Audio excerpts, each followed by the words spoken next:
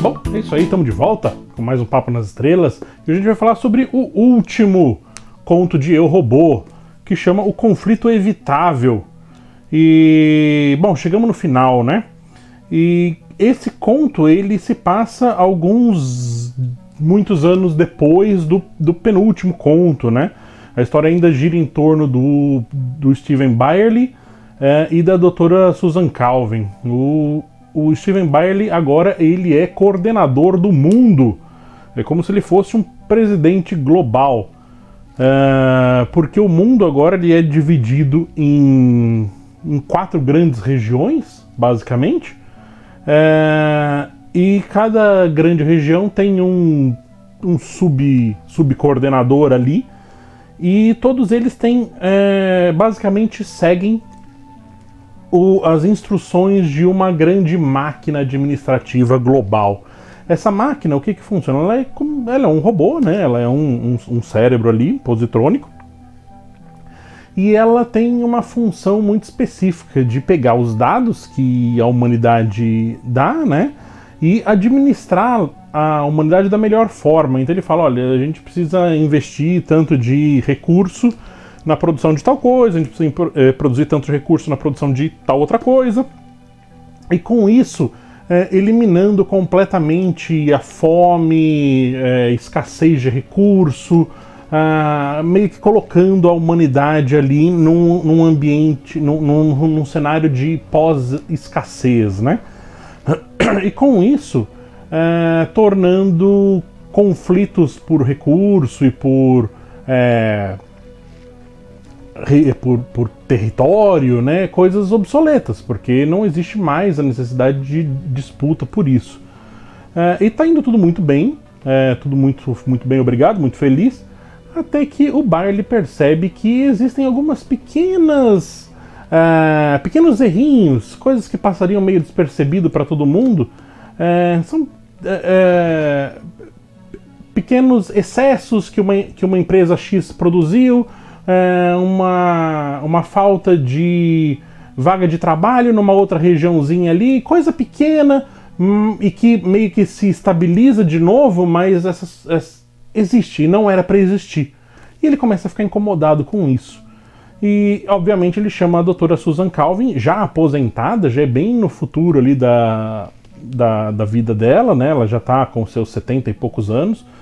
E ela já fala, porque tem outras pessoas, né? Tem um outro administrador ali da West Robôs, né? Que poderia tomar o caso, né? Ela fala, pô, por que era para eu ter assumido a empresa no lugar dele? Eu deixei ele assumir porque eu não queria mais trabalhar e vocês ficam sempre me chamando para resolver esses casos, né? Dado aí a tamanha competência dela, né? Para resolver as coisas. E o Byerly fala, olha, eu vou te contar a história toda. Ele começa a contar o caso e ele conta 4 pequenas histórias. Então é um conto com 4 pequenos continhos, né? 4 pequenas historinhas pequenininhas dentro desse conto, né? Que são cada vez que ele visitou cada uma dessas regiões globais, essas grandes regiões, zonas globais, para falar com esse administrador local para tentar identificar onde que está o problema. E ele vai contando para Susan cada um dos casos, né? E eles têm sempre ali de pano de fundo também essa história que existe ainda uma certa, apesar do mundo ser basicamente governado por uma grande máquina, né, um grande cérebro eletrônico, né, ainda existe grupos tecnofóbicos, né? Existe um grupo humanitarista ali, né, que quer que a humanidade tome as rédeas de novo, né, que é contra os robôs, né, e tudo aquilo que sempre teve ali em discussão durante o livro, né, assim, teve sempre de pano de fundo. Nessa história vem meio um pouco mais pra frente. E ele vai contando, e com isso eles vão analisando o caso, né, eles falam, olha, a gente tem algumas coisas. Primeiro que o cérebro positrônico, né, do robô, ele não pode causar mal para o ser humano, né? Então essa é a primeira lei, eles batem de novo nessa mesma tecla. Isso aqui não pode acontecer. O robô nunca vai poder fazer mal para o ser humano. Então, se tiver acontecendo alguma coisa, é por algum erro fora do controle ali do robô. Talvez nós, como humanidade, estejamos dando os dados errados para o robô pensar, né? E eles analisam também que existe uma dificuldade de cutucar a fundo qual é a causa do problema, porque eles já estão muitas gerações de robôs para frente, né? Então os roboticistas, né, os construtores de robôs, antes eles faziam os cálculos e construíam o cérebro eletrônico. Conforme os cérebros positrônicos, né, começaram a ficar mais desenvolvidos, eles começaram a usar os próprios cérebros positrônicos para fazer os cálculos para o próximo cérebro mais avançado. Então chegou um ponto que o próprio cérebro humano não conseguia mais acompanhar aqueles cálculos. Então os robôs são absurdamente avançados, mas sempre são calculados por um outro cérebro positrônico. Então um robô de geração 10 vai lá e faz o robô de geração 11, o de 11 faz as dos 12, né? Da 12ª geração. Então os robôs vão ficando muito avançados. Então cada vez fica mais difícil de você conseguir olhar esse mapa todo e conseguir achar onde que está a fonte do problema, né? E uma outra coisa é que eles acreditam que talvez alguém esteja, o que eles falam no conto, né, de chacoalhando o barco, né? Porque o barco está andando numa linha, então alguém quer causar um certo distúrbiozinho, ele vai lá e dá uma chacoalhada no barco, né? O que isso significa? Eles poderiam estar tentando alimentar esse cérebro global, né, essa máquina, com informações erradas, justamente para causar esse distúrbio, para causar esse problema, né? E logo eles colocam essa hipótese em xeque, porque eles já estão há anos, né, sendo administrados por esse sistema, né? Então o sistema ele já tem médias de tudo, né? Ele sabe, olha, nessa região, em tal época do ano, tal coisa, mais ou menos tem que variar entre tanto e tanto. Se você colocar um dado que seja muito dispare ali dessa área dos dados, o computador já não aceita. Ele fala, não, peraí, isso aqui está errado, já revisa aí seus dados antes de me entregar as informações. O próprio computador já sabe que existiria um erro, então ele tem ali um sistema de proteção ali contra alguém tentar alimentar dados errados de propósito, né? Ou mesmo por acaso, né? Sem a intenção de alimentar um dado de propósito. Então eles meio que já descartam isso, né? Logo de cara, logo em seguida, mas não conseguem ainda achar aonde que estaria o problema, né? E a doutora Calvin, já super curtida ali pelos anos enfrentando problemas ali com a psicologia dos robôs, né, ela tem o seguinte insight ali, ela tem a seguinte epifania. Ela fala, olha, talvez quem esteja balançando o barco seja o próprio sistema. O próprio sistema está modificando o caminho, né? E aí o Byerly fica, como assim, né? O próprio sistema, né? O próprio sistema não pode fazer isso. Ela falou, olha, antes o robô ele tinha ali a lei número 1, né? Era de não causar mal para o ser humano. Só que agora essa grande máquina, ele não está mais lidando com um ser humano direto ali, ou um grupo muito pequeno de ser humano. Ele está lidando com a humanidade inteira. Então essa lei ela pode começar a ser interpretada como um cérebro positrônico, um robô, ele nunca fará mal para a humanidade, né? E aí meio que é primeira aparição ali da lei zero, né? Que é a quarta lei, né? Que sobrepõe todas as outras, né? Que ela seria a lei zero, que ela fica acima da lei número 1. Ele nunca pode causar um mal para um ser humano, a não ser que seja um mal pequenininho em prol da humanidade, né? Então, por exemplo, como é o caso, né, nesse conto, ele vai lá e o computador manipula ali os dados de uma maneira que tal pessoa acabe sendo demitida de um cargo. É um mal para a pessoa, mas é um mal pequeno, porque essa pessoa ela foi automaticamente readmitida em outro posto, mas ele tirou daquele posto aonde essa pessoa poderia causar um mal para a humanidade como um todo. Então aí o sistema começa a manipular ali o rumo da humanidade a fim de salvá-la, né? A fim de que a humanidade nunca sofra nenhum mal. E isso coloca assim, até onde que a máquina poderia fazer isso, né? Mas começa a existir essa possibilidade agora.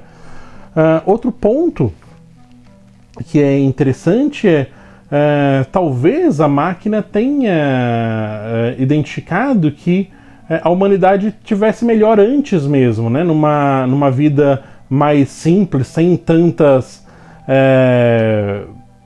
tecnologia, numa vida mais rural, talvez, com menos cidades, né? Com grupos menores de pessoas vivendo em cidadezinhas, em vilazinhas pequenas, né?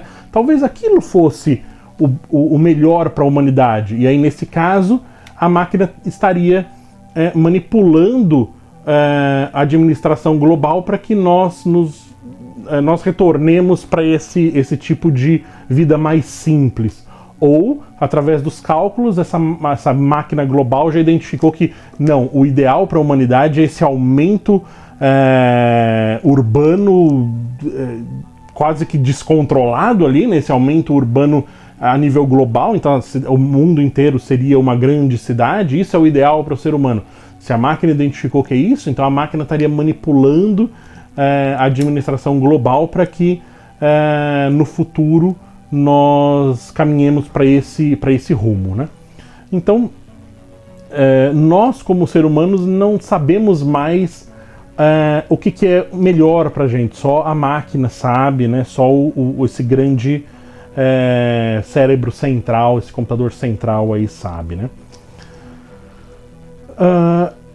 E o conto acaba por aí, não é um conto como aqueles que tem um mistériozinho e que no final eles conseguem resolver o problema, né? Na verdade eles identificam qual é o problema, aspas, mas eles não têm muito o que fazer, né? Porque a sociedade inteira já é administrada por essa grande máquina, esse grande robô, e ok, nós não temos a perspectiva do que é realmente melhor para nós. E ainda é argumentado no conto que nós nunca soubemos, na verdade, né? A gente sempre foi, como sociedade, nós sempre fomos manipulados por problemas que iam acontecendo ao nosso redor, né? Então sempre tem um problema econômico, a sociedade tem que se adaptar a esse problema econômico. Tem um problema de uma administração de distribuição de alimentos, a sociedade tem que ir lá e se adaptar com esse problema. Tem um problema de saúde em um país, a sociedade tem que ir lá e se adaptar. Então nós nunca tivemos realmente controle, né, sobre o rumo que a nossa sociedade está tomando. A gente está sempre reagindo a coisas que acontecem, né? E que agora seria a primeira vez, talvez, que existe uma entidade que tenha esse controle, né? E que esteja realmente guiando a sociedade para o lugar melhor, mesmo que essa entidade não sejamos nós. Muito, muito, muito bacana, assim. De novo, é o Asimov batendo nessa tecla de novo. Olha, as máquinas estão aqui para ajudar, mesmo que a gente não saiba exatamente o que a máquina está fazendo, ela está aqui para ajudar, ela está olhando para o nosso melhor, né? Esse é um ponto aí que o Asimov sempre bate, né? Não é dos melhores contos, assim, como escrita, mas é um conto divertido de ler, mas também é um daqueles carrinhos de montanha-russa. Você entra e vai recebendo as coisas, né? O conto não tem muito que... você só observa, né? Meio que os personagens só estão observando as coisas acontecendo, mais ou menos como no conto onde eles descobrem que é o Fuga, né? Que é o conto que eles desenvolvem o motor de dobra, né? Também a humanidade naquele ponto ali não tem muito o que fazer, a não ser olhar pela janelinha, né? Então é mais ou menos esse ponto de novo. Olha, a máquina assumiu o controle e agora a gente está no banco de trás, né? Agora nós somos passageiros. Enfim, esse foi o último conto, Eu, Robô, o conflito evitável, né? Então o título aí vem falando sobre todos esses conflitos que a nossa sociedade, que nós como humanidade já tivemos no passado, todos eles são evitáveis, né? A partir de agora que existe uma entidade, o cérebro positrônico aí, que consegue enxergar os desdobramentos, né, das ações, então consegue manipular melhor o nosso caminho. Enfim, livrão, assim, não é à toa que é um dos livros mais importantes aí da ficção científica, uma catada de contos aí, não é à toa que o Asimov é um dos três grandes da ficção científica, né, junto com o Heinlein e o C. Clarke, né, então, assim, nada é à toa, né, o cara escreveu tudo isso, lançou esse livro aqui em 1950, né, mas os contos foram escritos durante o período da década de 40, né? Então, o quão à frente esse cara pensava, né, para escrever tudo isso? Enquanto as pessoas ainda escreviam só robô é um ser do mal e que vem com arminha e laser e tal, né, e se volta contra a humanidade.